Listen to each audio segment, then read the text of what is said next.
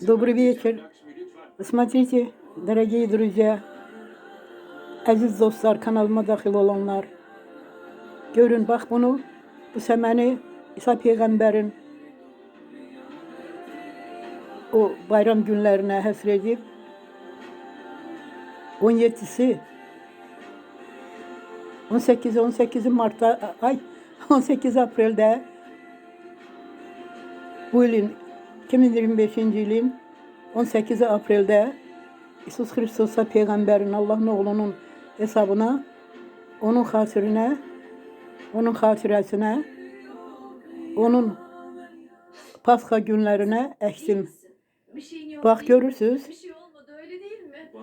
18, 19, 20, 21, bugün 5. gündür, görürsünüz. Ne kadar böyüyüb. Allah kurban olum Allah'ın varlığına. Allah səsimi eşidir. Allah həmişə mənim səsimi eşidir. Bak görürsünüz. Çoxlu bayramlarınız olsun. Çoxlu. Allah'ın ətəyi üstünüzdə olsun. Amin, amin, amin. Özür dilerim. Öfkeliyim. Aşkarki Rıgıvurt. Sana çok kızgındım. Aşk kanançı, töreni kanançı, töreni putuğneritem. İsus Hristosi Doni anvan. 19 April 2025 twin direlem cırım, desnumek. Kör sorum, hingör ortornez aysor. İnçkam emezatsel. Asbat imzayn olusuna.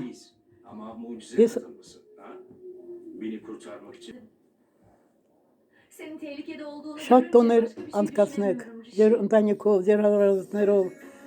Asbat pahi paşpani bolorit. Amin. Seni kurtarmaktan başka bir şey Сегодня düşünemiyorum. 23 апрель 2025 год, среда. Всем желаю доброй среды.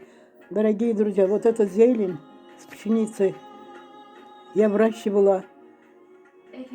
18 Kendime апреля. Я намочила. За 5-й день, за 4 дня вот так рос. Сегодня 5-й день. В честь Пасхи. Будьте здоровы, будьте храни Богом. Аминь. Neden böyle? Слава Богу, за все слава Богу, за все слава Богу. Аминь. Будьте храни Богом, ваши семьи, ваши родные, планета, земной шар, вся человечество, вся природа, все живые. Будьте храни Богом. Аминь. Мирное небо всем. Аминь, аминь. söylediğimi bilmiyorum ama Amin. lütfen bugün söyle.